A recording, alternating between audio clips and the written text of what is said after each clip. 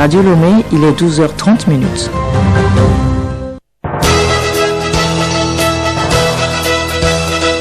Le journal Bénédicte Kanda.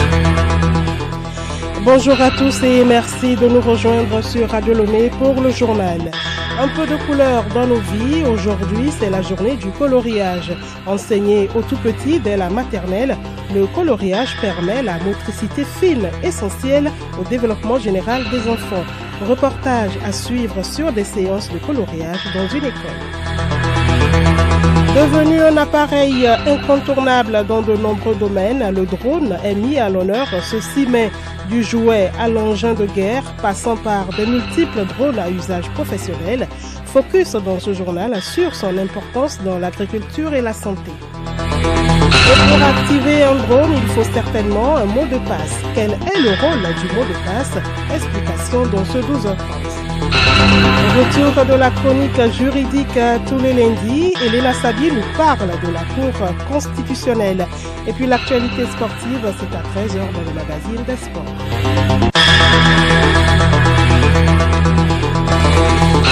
radiolomé.tg. C'était là le sommaire, voici le journal. Pour rendre gloire à Dieu pour le bon déroulement du double scrutin du 29 avril dernier, des prières ont eu lieu hier sur tout le territoire national. Le président de la République, Faure Essaouira-Gnassingbé, président du parti Union pour la République, a assisté au culte protestant à Kouniaou dans la préfecture d'Akebou. Que ce soit à Noche, à Saint-Cassé, à Péléa-d'État ou encore à Lomé, les voix se sont unis pour dire merci à Dieu. Les drones, devenus incontournables dans de nombreuses applications et dans l'actualité, sont à l'honneur aujourd'hui. Le drone est un appareil capable de se déplacer dans les airs et dans l'eau sans pilote à bord. La taille varie selon l'usage que l'on veut en faire. Il est utilisé dans plusieurs domaines, notamment l'agriculture, la santé et l'armée. L'importance des drones dans le domaine agricole et sanitaire dans ce dossier de Allo Noyowe. Ces appareils permettent une application précise des produits de traitement sur les cultures. Ils permettent de réduire le temps de présence de l'agriculteur dans les champs. Les drones contribuent à la surveillance des cultures et à la détection des mauvaises herbes. Aussi, la pulvérisation devient précise pour permettre aux plantes de bien croître. Ces appareils remplacent aujourd'hui les semeurs et planteurs et font le semis avec plus de précision. Mieux encore, à l'aide des drones, on peut surveiller le bétail à distance. Cette pratique aide à ne pas effrayer les troupeaux. Parmi ces usages vertueux, les drones jouent un rôle prépondérant dans le domaine sanitaire. Ils servent de transport de médicaments et des prélèvements médicaux sans risque. Comme exemple d'application, au Rwanda, les drones sont utilisés pour transporter des poches de sang vers des zones difficiles d'accès. En Suisse, ils sont utilisés pour le transport des échantillons sanguins vers les grands laboratoires d'analyse. Dans les zones en conflit, il n'y a pas meilleur moyen pour le ravitaillement en médicaments et en vivres.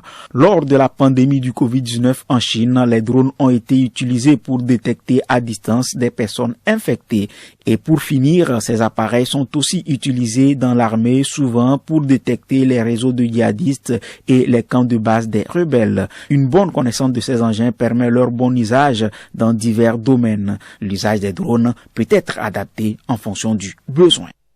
Allo Noyowe, on reste dans le domaine de la technologie avec les mots de passe qui protègent nos données. Ce 6 mai est également la journée des mots de passe, une occasion de rappeler que cette technique de protection doit être régulièrement mise à jour pour plus de sécurité. Des explications dans ce magazine de Solem Lemon. Chaque année, des utilisateurs de services subissent plus de 18 milliards d'attaques de mots de passe d'après Microsoft. Des organismes comme Eve Systems, spécialisés dans la cybersécurité, publient chaque année une liste de mots de passe les plus utilisés. Sans surprise, ces mêmes mots de passe sont les plus à risque de par leur simplicité et leur popularité. Il conviendra ainsi d'éviter les suites logiques de chiffres comme 1, 2, 3, 4, 5, 6 ou des lettres comme A, B, C, D, E, F ou encore AZERTY, UIPO. Pour un pirate, ce type de combinaison permet de craquer un très grand nombre de comptes. Comment se fabriquer un bon mot de passe? Tchala Komlan, formateur à l'Agence nationale de la cybersécurité. Pour tout utilisateur du numérique, la première des choses, c'est d'avoir un bon mot de passe. un bon mot de passe qui veut dire voilà, avoir un mot de passe de moins de 12 caractères qui est composé de majuscules, de minuscules et de caractères spéciaux et qui ne contient pas nos informations personnelles.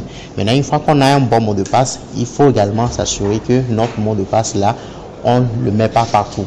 On ne le met pas, on ne l'écrit pas dans nos agendas, sur des papiers, les met dans les tiroirs. Une fois qu'on a évité cela, il faut activer absolument l'authentification à double facteur. C'est très très important de nos jours. Aujourd'hui, si vous n'avez pas activé l'authentification à double facteur pour un de vos comptes, c'est que vous êtes déjà à 50% vulnérable sur Internet. Et surtout également, éviter les Wi-Fi publics si on a la possibilité. Si on a la possibilité, installez plutôt un VPN qui permet de créer un tunnel et protéger vos communications. Quand on est sur un Wi-Fi public, on ne fait jamais de transactions sensibles. La journée mondiale du mot de passe est l'occasion de rappeler que s'ils ont vocation à sécuriser les accès aux comptes en ligne, les mots de passe n'en restent pas moins vecteurs de vulnérabilité. La majorité des utilisateurs manquent toujours de vigilance et de connaissances sur les risques encourus à cause des mots de passe, les laissant en proie aux cyberattaques. La vigilance et surtout la mise à jour des mots de passe peut nous prémunir des attaques de cybercriminels. Merci à vous, Salim Lemo. Nous vous l'annoncions en titre. Quelle joie de voir une case, une voiture ou un fruit joliment colorié. Eh bien, le monde entier célèbre ce 6 mai la journée du coloriage. Instituée en 2008 par une marque allemande de fabrication de matériel d'écriture et de coloriage, cette journée avait pour but de sensibiliser aux besoins des enfants défavorisés. Au-delà d'un simple divertissement, le coloriage aide l'enfant à grandir émotionnellement et développer de nombreuses capacités. À l'école, surtout à la maternelle, on colorie beaucoup. Sybille Lawson a surpris certains en pleine séance de coloriage. Voici son reportage.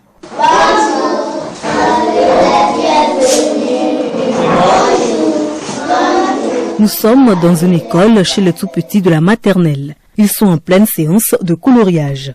Animaux, fruits, cases, voitures et autres sont dessinés sur des feuilles. Les tout-petits, assis devant leurs feuilles de coloriage, munis de crayons de couleur et de feutres, suivent les instructions de Monsieur Florian, Mesdames Martine et Christine. Vous aimez colorier? Oui. Toi, tu aimes quelle couleur? Moi, j'adore le rouge. Le rouge. Toi, tu adores quelle couleur? Yellow. Yellow. Le c'est le jaune, ok? Un banc pour elle d'abord. On va faire l'exercice ce matin. D'accord? Chacun prend bleu, ok? Chacun colorie, il ne faut pas déborder. Pas de débrouillard, on respecte la ligne. Que ce soit à la petite, moyenne ou grande session, le coloriage est la base et il est bénéfique pour les enfants du primaire. Christine Akwite, enseignante à la maternelle, petite session. À l'école primaire, le coloriage développe la motricité et le culture chez l'enfant. Au-delà de développer sa motricité, colorier aide à apaiser l'enfant. Martine Anifrani, enseignante à la maternelle, moyenne section. Le coloriage, ça fait calmer les angoisses des enfants, ça fait stimuler la créativité et accroître l'estime de soi, assurer le développement du logique des enfants. Ça aide les enfants à manipuler leurs poignets aussi pour bien faire le graphisme. Comme ça, plus tard, ça les aide à arriver à la grande session, à bien s'en sortir avec l'écriture. Comment intéresser alors son enfant au coloriage? Florian Amouzou, enseignant à la maternelle, grande session. Amener les enfants à s'intéresser à l'exercice du coloriage revient à d'abord les encourager, à les amener à suivre la ligne, la forme et à les amener à développer ce que nous appelons comment bien tenir le bic et voire même comment s'exprimer plus tard dans l'exercice de graphisme. Loin d'être l'apanage des enfants, les adultes colorient aussi. Le coloriage fait même partie du métier de certains. Anani Ako, auteur et enseignant de bandes dessinées. Dans mon métier, les couleurs sont très importantes. Vous n'êtes pas sans savoir que les jeunes sont attirés par les couleurs, surtout les tout petits. C'est donc pour cela que les livres pour jeunesse en regorgent. Et pour les moins jeunes, on utilise aussi beaucoup les couleurs, et parce que les couleurs transmettent des émotions. Les couleurs chaudes, telles que le rouge, l'orange et le jaune, sont des couleurs de la joie, de la richesse ou du danger. Et les couleurs froides, telles que le bleu, violet et dérivés, transmettent la peur, la tristesse ou la sérénité. Les couleurs embellissent la vie et colorier aide à acquérir d'innombrables compétences. À vos crayons de couleur. J'aime beaucoup colorier. Le journal Bénédicte Kanda. Également dans l'actualité, les Tchadiens votent ce lundi pour le compte de la présidentielle. Ils sont près de 8,2 millions d'électeurs appelés aux urnes pour désigner celui qui dirigera le Tchad pour les 5 prochaines années. Ce scrutin est censé marquer la fin de 3 années de transition, faisant suite à la mort en avril 2021 du président Idriss Déby Itno. Le fils Mahamat Idriss Déby dirige le pays depuis ce décès brutal et est candidat à sa propre succession. En RDC, des affrontements entre le M23 et l'armée congolaise se poursuivent dans le nord Kivu. Après une série de bombardements qui a touché des déplacés à Goma, les combats se sont poursuivis ce week-end. La situation est dénoncée par la SADC dont la force est en cours de déploiement dans la région. Retour de la chronique juridique. Les résultats provisoires des élections législatives ont été proclamés samedi dernier par la CENI.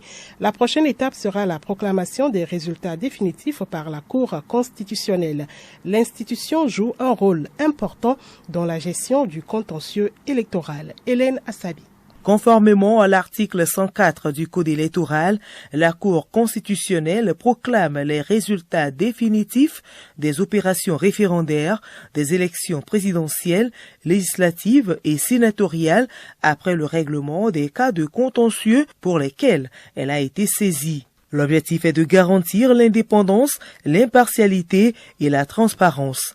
Pour saisir la Cour, il faut des éléments de preuve. Jérôme Amekoudji, membre de la Cour constitutionnelle. Il faudrait que la saisine soit une requête motivée. Il faudrait que la personne dise ces dispositions constitutionnelles qui ont été vues. Sans quoi, la requête qui a été déposée par devant la Cour peut être facilement rejetée parce que la Cour examine toutes les requêtes qui lui sont soumises et à partir de ce moment, si il y a une invalidation, soit il y a une irrecevabilité, soit la demande est recevable. Et la Cour doit dire les conditions dans lesquelles cette recevabilité a été faite. Et à la suite, nous donnons la décision finale.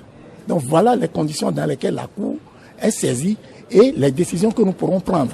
Soit irrecevabilité, soit recevabilité, soit inviolabilité de la loi. Les décisions de la Cour constitutionnelle sont sans appel. Sport, l'actualité sportive est à suivre tout à l'heure à 13h dans le magazine des sports. Il sera question des éperviers cadets qui sont fixés sur leur calendrier du tournoi UFOA B au Ghana. La compétition aura lieu du 15 au 29 mai prochain à Accra. Puis les athlètes paralympiques du Togo ont été célébrés par la Fédération togolaise des sports pour tous. Ils ont ramené 5 médailles, dont une en or après leur participation au 8e championnat du monde paralympique au Maroc. Les détails sont donc à suivre avec Salim Lemo tout à l'heure à 13h dans le magazine des sports. L'information insolite du journal pour terminer. Au Maroc, 13 imams partis répondre la bonne parole auprès des Marocains résidant en Europe ne sont jamais revenus dans le royaume.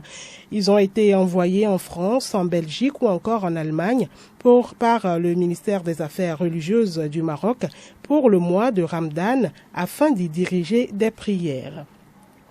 À l'issue de ce mois sacré pour l'islam, ils ne se sont pas présentés à l'aéroport et sont depuis portés disparus. Pourtant, ils bénéficiaient d'un billet aller-retour, une situation qui amène les autorités marocaines à prendre des dispositions. Selon plusieurs médias marocains, les profils restés sur place sont célibataires et sans enfants. Donc, pour éviter toute surprise l'année prochaine, il sera exigé que les imams soient mariés et pères de famille avant d'être envoyés en Europe.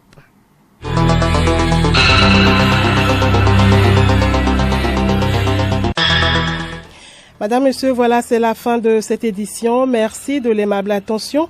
Pour le rappel de l'essentiel, il a été question dans ce journal de l'importance du coloriage pour les enfants.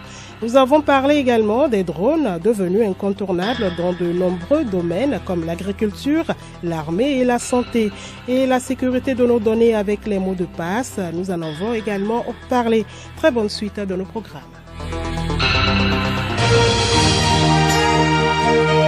Radio Lomé, boîte postale 434, email radiolomé@radiolomé.tg. radiolomé.tg